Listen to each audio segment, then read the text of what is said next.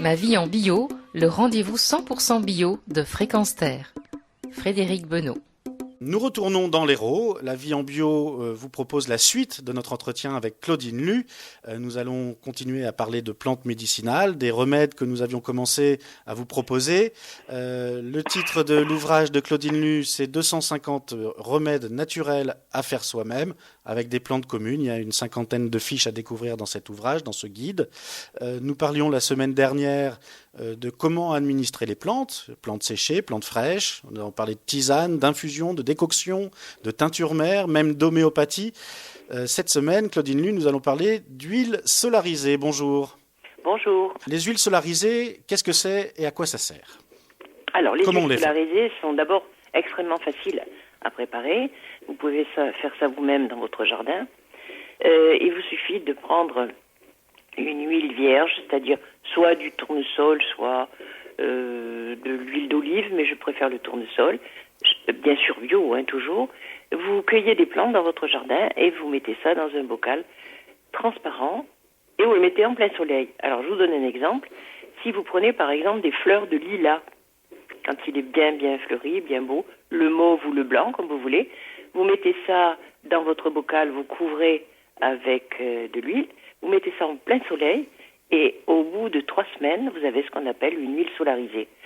Vous filtrez et cette huile solarisée va vous servir à soigner vos rhumatismes. Vous voyez, c'est tout simple. D'accord. Alors ça, c'est une sorte de pommade en fait. Une huile de massage. Donc les huiles solarisées, ok. Nous allons parler maintenant des macérations. Est-ce que c'est à peu près la même chose? Alors les macérations, oui, ça peut être des macérations à chaud. Par exemple, vous voyez, vous pouvez faire une macération que vous allez après ajouter à du sucre pour faire un sirop.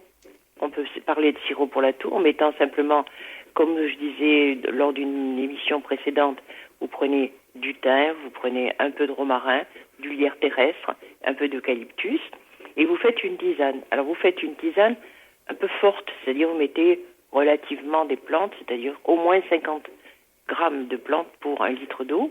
Vous faites bouillir au moins 10 minutes, vous filtrez et ensuite vous ajoutez la même quantité de sirop de sucre que la décoction que vous avez obtenue. Bien sûr, tout ceci à froid. Et vous avez obtenu un sirop que vous allez conserver, vous allez boucher, bien sûr étiqueter, n'oubliez pas d'étiqueter vos préparations. Et lorsque vous toussez ou lorsque vous en avez envie, aussi vous pouvez mettre une cuillère à soupe dans un verre d'eau. Ça fait un sirop qui est très agréable aussi à boire et surtout qui va vous permettre de vous garantir des frimas d'hiver. Voilà, donc là, une façon de soigner son rhume, une autre façon, parce qu'on l'avait vu effectivement dans une autre émission. Les tisanes, c'est ce qu'il y a de plus pratique et plus facile à faire. C'est ce qu'il y a de plus commun aussi, on sait tous les faire et les préparer. Voilà, comment préparer une macération ou un sirop avec Claudine Lu. Vous retrouvez ces recettes, bien entendu, dans ce livre, 250 remèdes naturels à faire soi-même. Alors, on va parler des élixirs. Moi, c'est un mot qui me fait un peu rêver. J'ai l'impression de rentrer dans le domaine des mages. Qu'est-ce qu'on prépare comme élixir? Comment ça se prépare? Alors un élixir, mais c'est pas difficile, c'est une sorte de macération aussi, une macération alors qu'on peut faire à l'alcool ou qu'on peut faire à l'eau, mais si vous voulez que ça se conserve mieux, il va falloir le faire à l'alcool. En fait, c'est une teinture, n'est-ce pas? Aussi, comme une teinture mère. C'est une solution, c'est une macération hydroalcoolique que vous allez presser après et vous allez garder ce macérat que vous allez additionner soit de sucre, soit d'alcool. Et suivant la quantité de sucre ou d'alcool que vous allez mettre, ça va devenir un élixir. Mais vous le baptisez élixir en fait, parce que c'est une macération. Ben c'est très beau, et puis on voit le petit flacon sur l'étagère. Oui, en plus on peut acheter des flacons qui sont agréables à regarder. Qu'est-ce qu'on soigne avec un élixir, par exemple, un exemple type?